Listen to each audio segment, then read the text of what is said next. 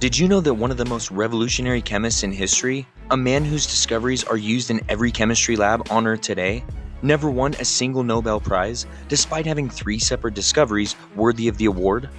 What if I told you that it might have been because he was a Mormon, and now we have the Nobel Committee's own files to see for ourselves? Welcome to Arnie's Brain Train. I'm Alex Arnold, and before we get going, I'm going to make a prediction on how this video is going to go today. First and foremost, someone's going to complain that I used AI-generated images. Second, someone's going to get uncomfortable about me discussing Mormon history and persecution. Here's the thing, this response pattern is exactly what this video is actually about. The same discomfort that you might feel about discussing Mormon scientists is the same discomfort that cost Henry Eyring multiple Nobel Prizes. You're not just watching history, you might be repeating it. Today we're investigating Henry Eyring, the Mormon chemist who revolutionized how we understand chemical reactions, but somehow got snubbed by the Nobel Committee not once, not twice, but potentially 3 times. And thanks to the Nobel Committee's 50-year secrecy rule, we're finally getting glimpses into what really happened behind those closed doors. Now, just like in all of my other videos, all of my sources are listed in the description or in the pinned comment below. Every claim, every quote, every piece of evidence is backed up by primary documents, peer-reviewed papers, Nobel Committee archives, and biographical records in the worlds of chemistry, religion, and scientific politics. So buckle up and hang on, as we're about to uncover why one man's faith might have cost him the highest honor in science, and why the Swedish Academy had to give him a consolation prize just to ease their own conscience.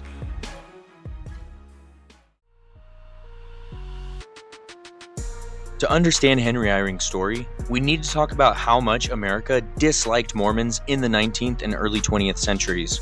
We're talking about serious religious persecution. Most people aren't aware of this, but in the 1800s, Mormons were being driven from state to state by angry mobs. In Missouri, the governor issued what's called the Extermination Order, an official government decree that Mormons should be exterminated or driven from the state. The government of Missouri literally ordered the forceful removal and murder of Mormon settlers. Things got so bad that thousands of Mormons, including Eyring's family, fled to Mexico in the 1880s and 1890s to escape persecution. They weren't seeking adventure, they were religious refugees. These weren't wealthy pioneers either. They were families who gave up everything that they owned to find somewhere that they could practice their religion without being threatened. But here's the thing, this wasn't ancient history when Henry Eyring was growing up. When he was born in 1901, anti-Mormon sentiment was still strong across America. Mormons were viewed as members of a dangerous cult who practiced polygamy, worshipped a false prophet, and couldn't be trusted in civilized society. When 11-year-old Henry Eyring's family was forced to flee Mexico during the Revolution in 1912, they didn't return to a welcoming America. They came back to a country where newspaper editorials regularly called Mormons a cancer on American society, and where many employers wouldn't hire them. Young Henry had to work in mines and on ranches, not just because his family was poor, but because decent jobs were often closed to Mormons. This religious prejudice didn't magically disappear when Eyring became a scientist. It followed him throughout his entire career, lurking in the background of every professional interaction.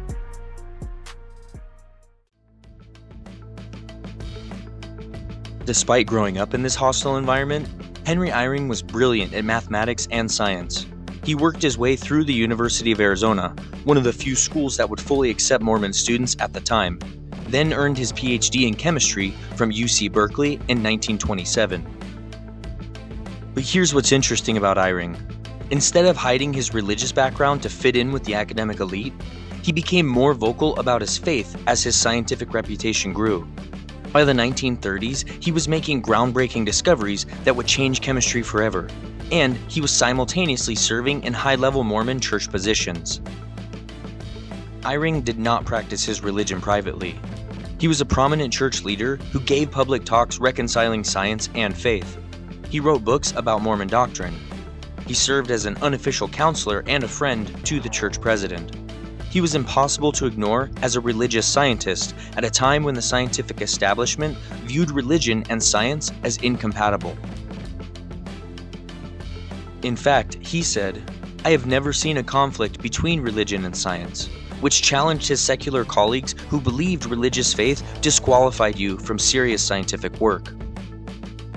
This combination of being an accomplished chemist and a devout Mormon leader would define his entire career and possibly explain why he never got the recognition he deserved from the scientific establishment that viewed his religion with suspicion.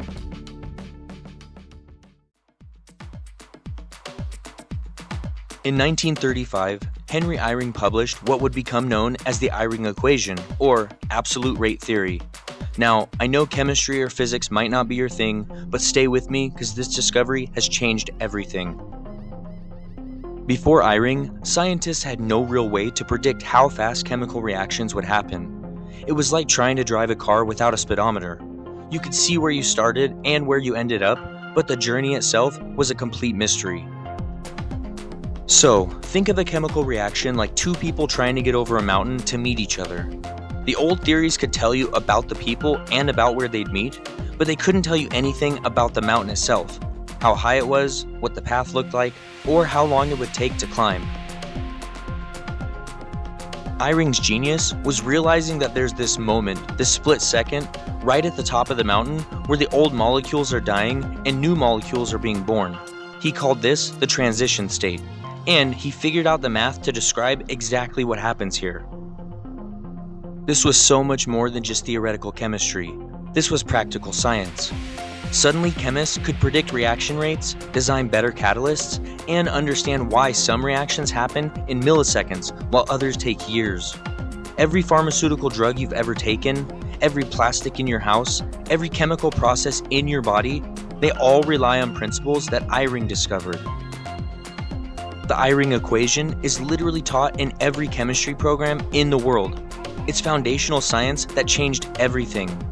When chemists today design new drugs or engineers create new materials, they're using Henry Eyring's math, and yet, no Nobel Prize. What makes this particularly notable is that Eyring's work was immediately recognized as revolutionary by his scientific peers. The paper was cited hundreds of times within just a few years. Major chemistry textbooks started including whole chapters on transition state theory. Scientists built their entire careers on these theories and even won Nobel Prizes themselves later. But when the Nobel Prize time came around for Henry, the committee kept looking elsewhere.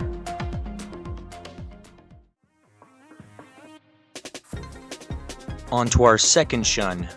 In the 1930s and 40s, Eyring was also pioneering work in quantum mechanics applied to chemistry. He was one of the first scientists to understand and mathematically describe quantum tunneling in chemical reactions. Okay, now I know quantum tunneling sounds like science fiction, but it's real and it's happening in your body right now. Imagine you're trying to throw a ball over a wall, but you don't throw it hard enough. In the normal world, the ball hits the wall and falls down. But in the quantum world, sometimes the ball appears on the other side of the wall, as if it's teleported through. That's quantum tunneling, and Eyring showed that this happens in chemical reactions all the time. Particles don't always have to go over the mountain like we talked about earlier. Sometimes they can just tunnel straight through it. This discovery explained why some reactions happen even when they shouldn't according to classical physics. It was crucial for understanding enzyme reactions, the chemical processes that keep you alive. Without Eyring's work on quantum tunneling, we wouldn't understand how enzymes can speed up reactions by factors of millions. This work directly contributed to our modern understanding of photosynthesis, DNA replication, and basically every biological process that keeps life on Earth functioning. Again, Nobel Prize-worthy? Absolutely. Did he get one? Nope. What's really telling is how Eyring's quantum tunneling work was received. European scientists who dominated the Nobel Committees were often slow to cite American work, especially by someone that they viewed as an outsider. Eyring's religious background made him doubly suspicious in their eyes. And here's a science fun fact. Every time you take a vitamin, every time your body digests food, every time you breathe, quantum tunneling effects that Eyring described are happening billions of times per second in your cells. You are a quantum chemistry machine, and you can thank a Mormon chemist for helping us understand how it all works.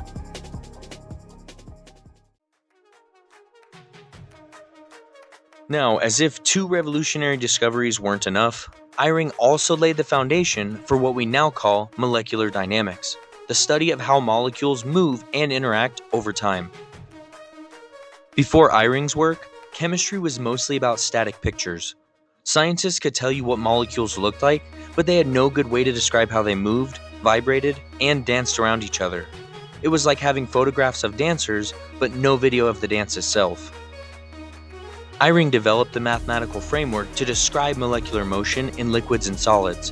He showed how molecules wiggle, rotate, and slide past each other, and how this motion affects everything from the viscosity of honey to the strength of steel. This work became the foundation for computer simulations that design new materials today. When engineers create new plastics, when pharmaceutical companies design drugs, when materials scientists develop stronger metals, they're all using principles that trace back to Eyring's molecular dynamics work. Modern computer modeling of everything from weather systems to protein folding relies on mathematical frameworks that Eyring pioneered. We're talking about work that affects billions of dollars in research and development every single year. So before we move on, let's pause here and think about what we've covered. 3 separate revolutionary contributions to chemistry. 1. Absolute rate theory changed how we understand reaction speeds. 2. Quantum tunneling in chemistry explained how reactions shouldn't happen but do. And 3. Molecular dynamics gave us the math to describe molecular motion.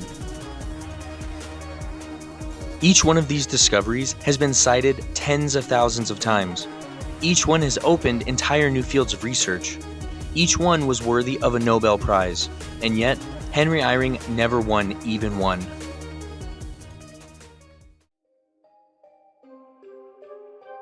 So here's the fun part.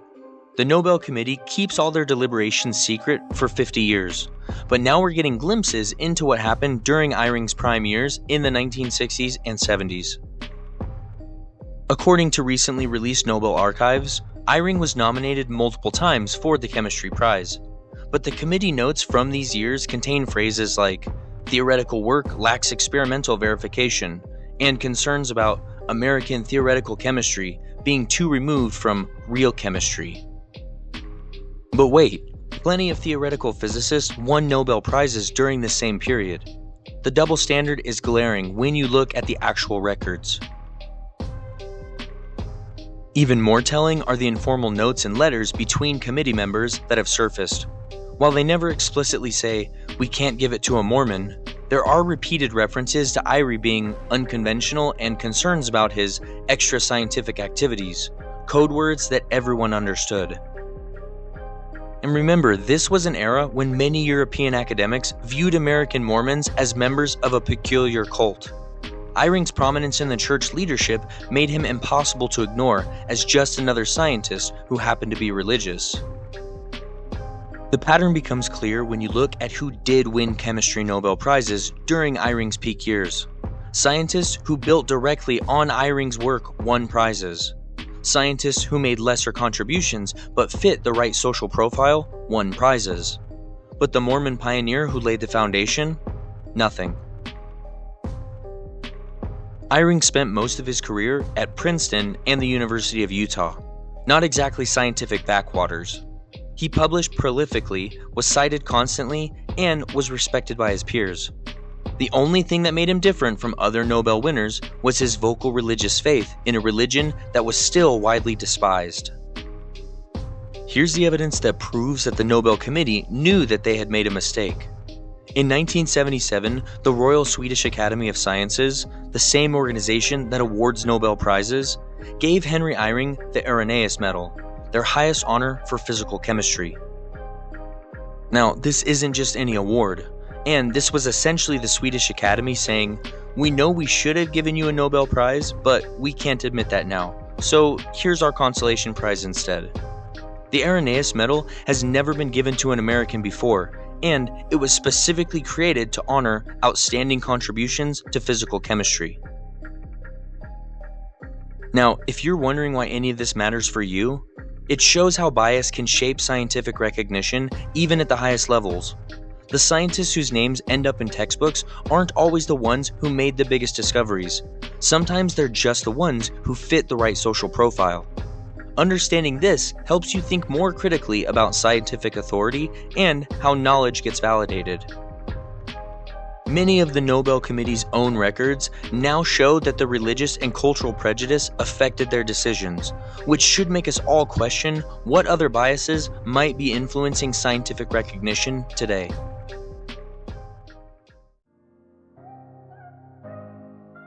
So now let's go ahead and summarize everything that we talked about today. Henry Eyring was a Mormon chemist who 1. Revolutionized reaction kinetics with absolute rate theory, work that's used in every chemistry lab today. 2. Pioneered quantum tunneling in chemistry, essential for understanding biological processes. And 3.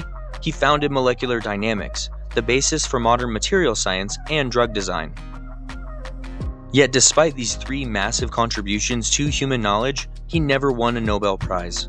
The most likely explanation, now supported by newly released Nobel Committee records, his devout religious faith made him an uncomfortable fit for an increasingly secular scientific establishment that viewed Mormons with suspicion. This story reveals something important about how science actually works versus how we think it works. We like to imagine science as this pure meritocracy where the best ideas always win. But Eyring's case shows that social factors, personal beliefs, and institutional biases can affect even the highest levels of scientific recognition.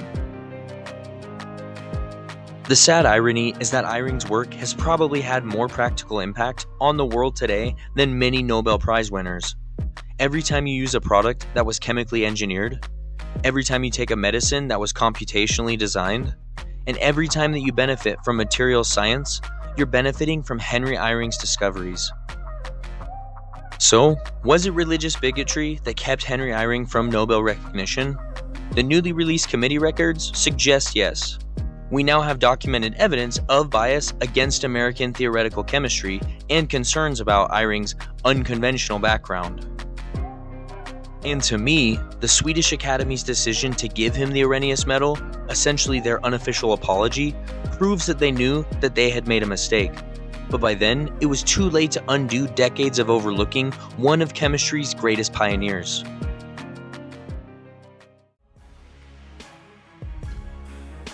And that's the incredible, frustrating story of Henry Eyring, the Mormon chemist who should have won 3 Nobel Prizes but got a consolation medal instead.